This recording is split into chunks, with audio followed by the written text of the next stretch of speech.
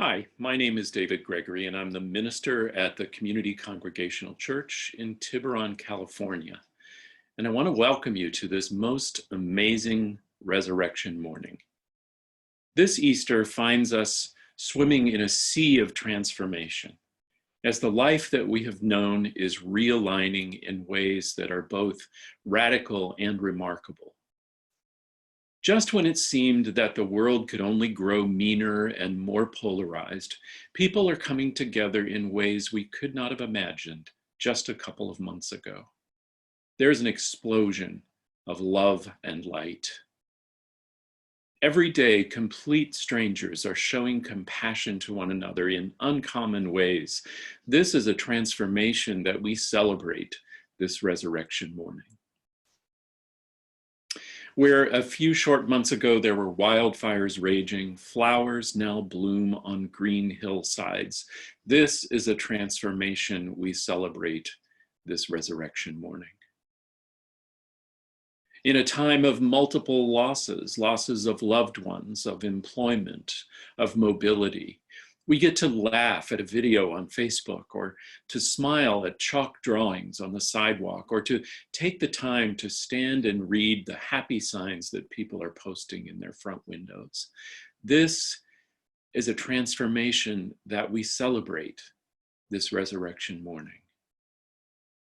And just when we might feel trapped at home and separated from the rest of humanity, we let our daily communal howl out into the night, as if to say we're still here, we're still together, and we still want to honor those who are on the front lines. This is a transformation that we celebrate on this resurrection morning.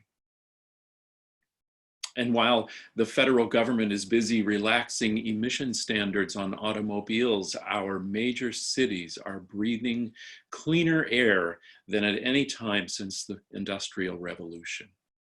And the time that I used to spend racing up and down the highway is now available for actual communication with people in numbers that are growing exponentially. This is a transformation that we celebrate this resurrection morning. And just when it seemed that all of life revolved around material consumption, we have learned, as our grandparents before us did, that the joy of life is not to be found in the things that we accumulate, but in the love and light that exists in those we love. This is a transformation that we celebrate this resurrection morning. Every single one of these transformations has involved the death of something meaningful or important to us, and then the birth of something new in its place. This is the same pattern, death, burial, resurrection, that is at the core of our tradition and forms the basis of our belief that a seed must die before it can fall to the ground and germinate into something far greater. The lessons for us in the story of Holy Week could not be more clear to us than they are this year. In Matthew's Gospel, we read of the dawning of a brand new day, one that began with an earthquake, a flash of bright light, and a handful of terrified but courageous women. A crucified insurgent, instead of being left out in the open for the birds to feast upon, was quickly and carefully placed in the tomb of a rich and powerful man. And the women came before dawn in order to do right by this one who had been their teacher. They brought spices for burial to fulfill their custom.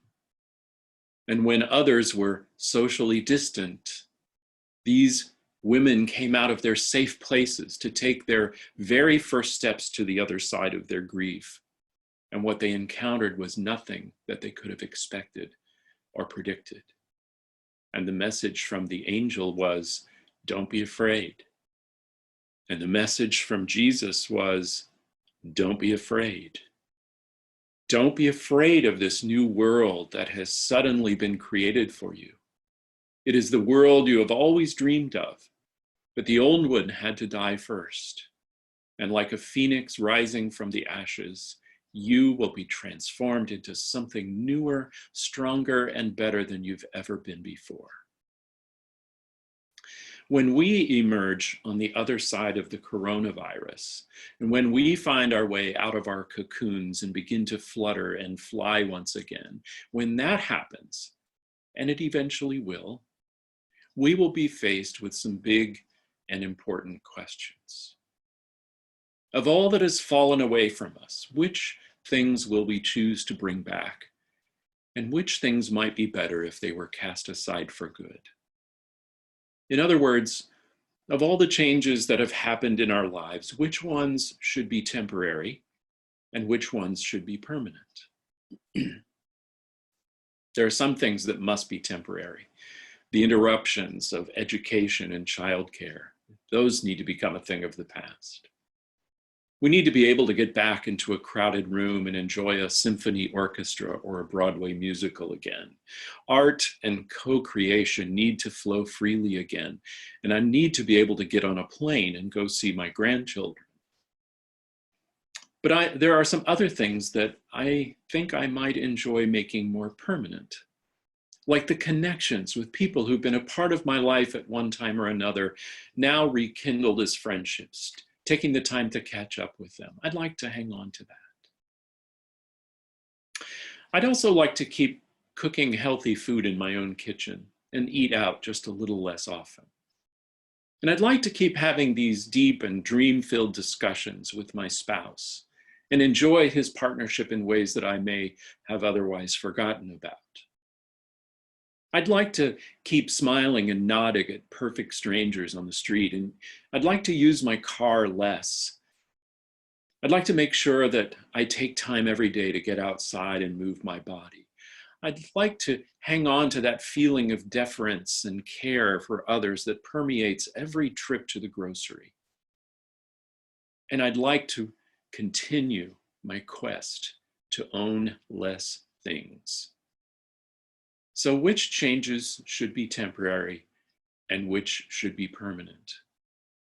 We must ask this question individually and collectively, in families, in places of worship, in branches of government, and ultimately as an entire human race. Was this simply a time of trial meant to test us and to see what we are made of? Or was it a time of transformation meant to change the trajectory of life itself? Resurrection does not involve the resuscitation of an old way of life. Resurrection is the trading of an old life for an entirely new form. In some of the earliest writings of the New Testament, Paul the Apostle speaks of our own resurrection and that of the earth itself. Hear these words from the 8th chapter of the letter to the Romans. We know that the whole creation has been groaning in labor pains until now. And not only the creation, but we ourselves who have the first fruits of the Spirit, we groan inwardly while we wait for the adoption, the redemption of our bodies. What we need to remember is this, that the groaning does not go on forever. The earth has simply paused to take a breath, but in that pause, there is a pregnancy with every co-creative idea, every God-given desire, every vision we've ever had of the world we want to create and to inhabit. It is all present in this moment. The body is in the tomb. We cannot change what happened. And it takes an earthquake to roll the stone away. But once it has happened, it paves the way for everything that wants to come forth, everything that wants to be unencumbered and filled with new life and energy. We can rise to this moment even as we rise from this moment, and finding this Easter light that dwells in our hearts, and then in turn generously giving it away.